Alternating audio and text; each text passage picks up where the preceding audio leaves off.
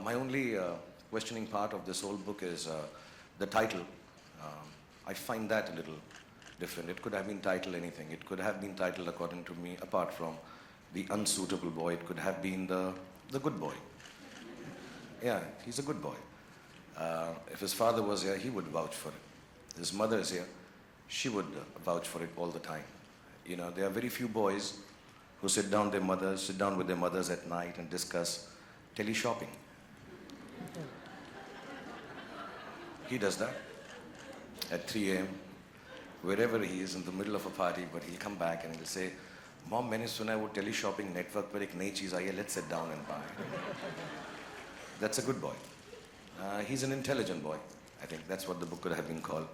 And intelligent not in terms of just general knowledge or Wikipedia stuff or the stuff we all read on Google, but he understands things, he understands people, he realizes situations, he walks into a room and he knows what's happening.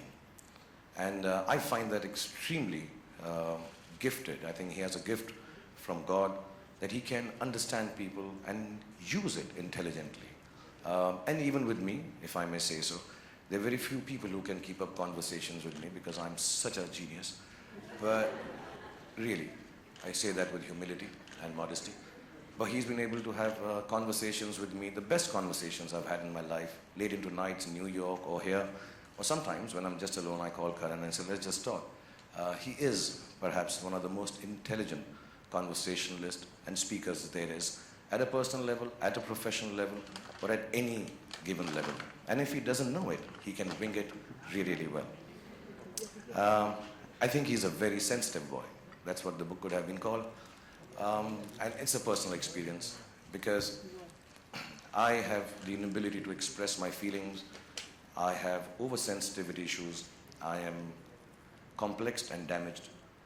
But I realize that the only person, apart from my family now, who can give me the space or figure out how I'm feeling has been only Karan. He can make out that Bhai is angry, Bhai is sad, can't say this to Bhai. And it's not just me. I've seen him being sensitive to everybody around, from the youngest of people, his team of Student of the Year, to the eldest of them all. And he can understand what is happening in your heart, what is happening in your soul. He's an extremely, extremely wonderfully gifted, sensitive person. The book could have been called The Brave Boy. And I say this with vehemence and conviction because Karan is different. He's extremely different. And not just in the unique sense. He's different. And it's difficult being different. Especially in our country, in the world we live in, the society that we have to face. He's just different.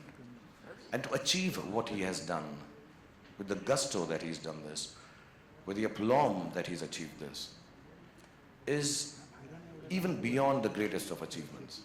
Because to be different, and to do and be accepted, and to run wild and free in this world is a very, very special thing.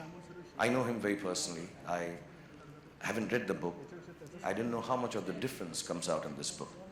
But he is a different boy. He is a unique boy.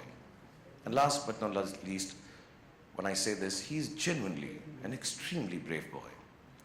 And he's all of these put together. He makes a very special boy. To me, Karan Johar will always remain the most beautiful boy that I've ever seen in my life. And